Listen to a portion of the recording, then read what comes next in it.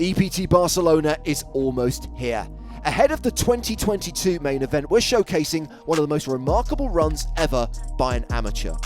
In 2014, Bram Haenraets qualified on his very first attempt for $82.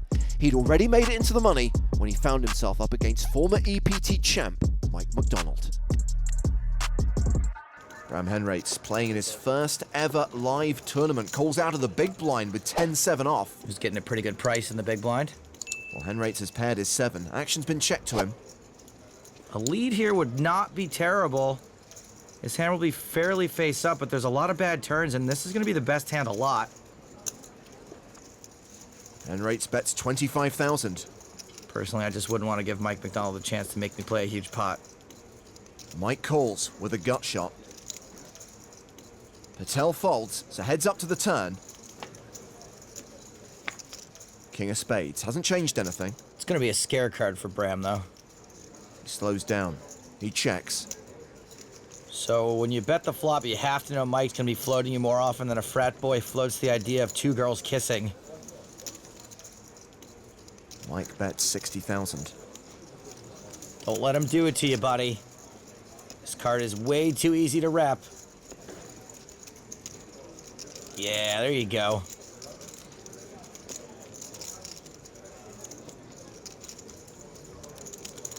He hasn't called yet. Oh, now he has. We're going to the river.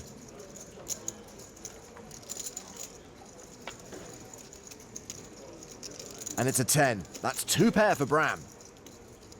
He checks. And Mike has one of the worst hands he can have here, so my guess is he's going to bet a showdown will not help him.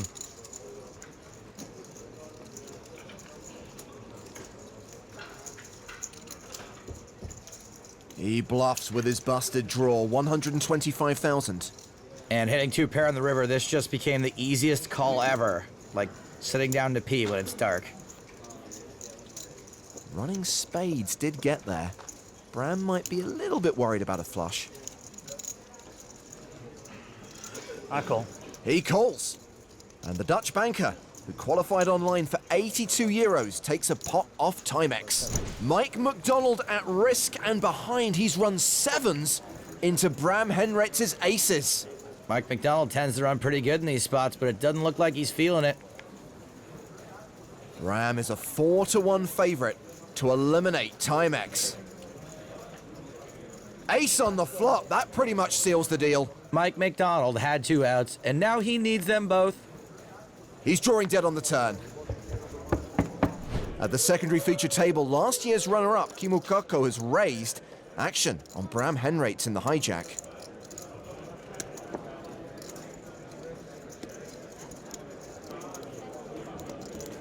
All right. 3-bet coming. 60,000. 3-betting there is all right, but he's made it way too small. Robin Ylitalo has 8s on the button. And that is a 4-bet, 128k. Kirk, go. And Haenraets. 4-bet's definitely small enough that he can call and play a flop. He does call. Well, Bram's already knocked out one previous champion. He's going heads up to the flop against another. And jacks are still ahead, way ahead. Especially as he has the jack of hearts for insurance. Well, he's checked to Ylitalo. Robin might check back here. Better hands aren't folding, and hands with tons of equity are probably going to jam on you. I'm all in. Bram quickly check raises all in. I kind of don't love Bram's jam either. I don't think he's going to get called by worse very often, and when he does get called, he's going to be in really bad shape.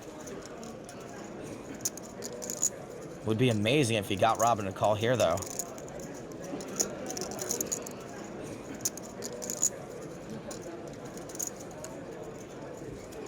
Ylitalo folds.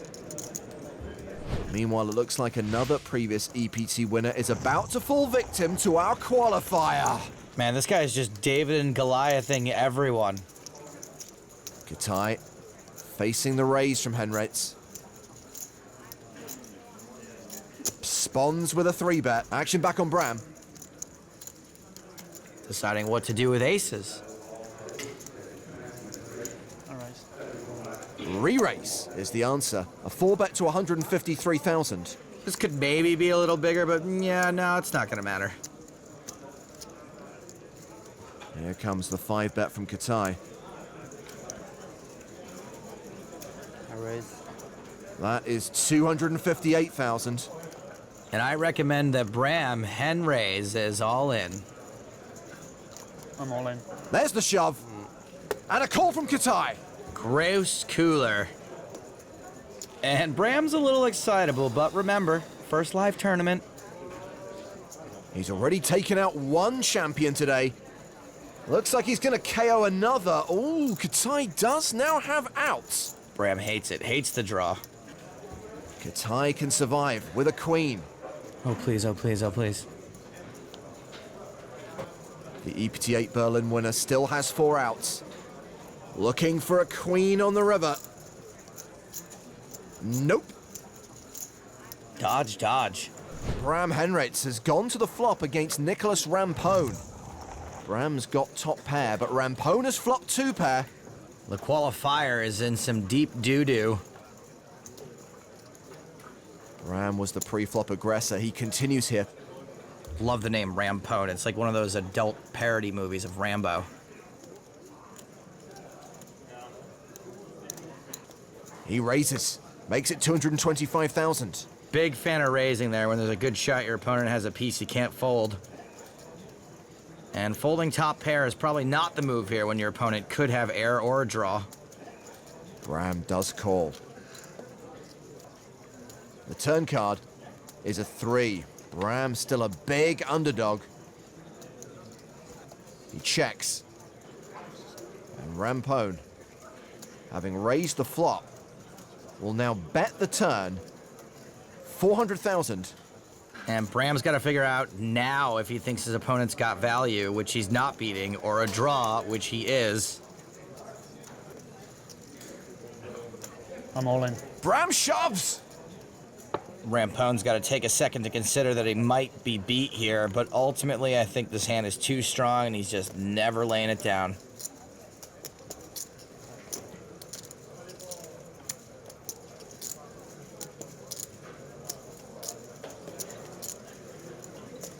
Dealer, I call. He calls, creating a massive pot, and our qualifier is at risk. Well, this is what happens when you stop running like Frank and Potente and run Lola run. Bram only has 3 outs, just a 7% chance of survival. He needs to see a king.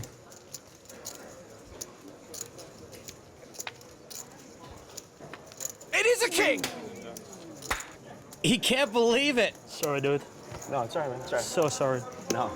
Our qualifier gets lucky and survives. And I give him extra karma points for reining in the celebration and following it up with a heartfelt apology. The action has been folded to Bram Haenraets on the button. Our qualifier has King 6 of diamonds. Sure, why not? He raises to 65,000. Andre Lettau in the big blind has Queen 3 of diamonds. Also, sure, why not? But hey, let's hope things get diamondy, huh? He calls, heads up to the flop. And there are 2 diamonds. So they both flop a flush draw. Haenraets with the nut flush draw. Lettau checks. Seems like a pretty obvious spot for a check call, and yes, Bram should be continuing. Well done, Bram. 100,000. Lettau throws in 4 yellow chips, so we go to the turn, which is the King of Hearts. Bram now with a pair, Lettau with a gut shot. What are you thinking about over there, Poochie?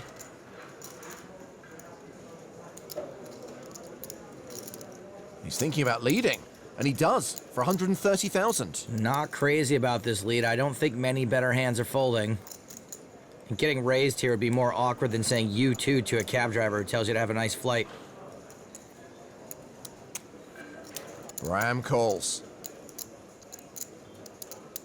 The river card The 9 of clubs. So Bram has a lock on this. Lettau checks. Oh, don't count out a bet, Bramalama Ding Dong. This is a perfect check back spot. And you should be pretty confident you're going to turn over a winner. An ace doesn't usually play it like this. Bram does check it back. Oh. And wins the last hand of the night. Poochie. You're lucky. Yep. Andrei Shatlov, ace-queen under the gun. 240. He's raising. Bram Haenraets started the day as chip leader. Now he is the short stack. 8-7 of diamonds. Whoa. Our qualifier is all in. Oh, man, Bram, maybe this kid's got a future in the NFL because this is a huge punt. Folded around to Slaven Popov. Who's got kings? It's time for Popov the Sailor Man to re-shove off from shore here. I'm all in. He reshoves. Lettau folds the button. Ensan in the small blind. Mucks. Darto gives up the big blind. Should be an easy fold for ace-queen. Shatlov gets out the way. Well, this could be it. Our qualifier set to go out on the final table bubble. King's a huge favorite. Bram is going to need a strong gust of wind to keep that flame from going out completely.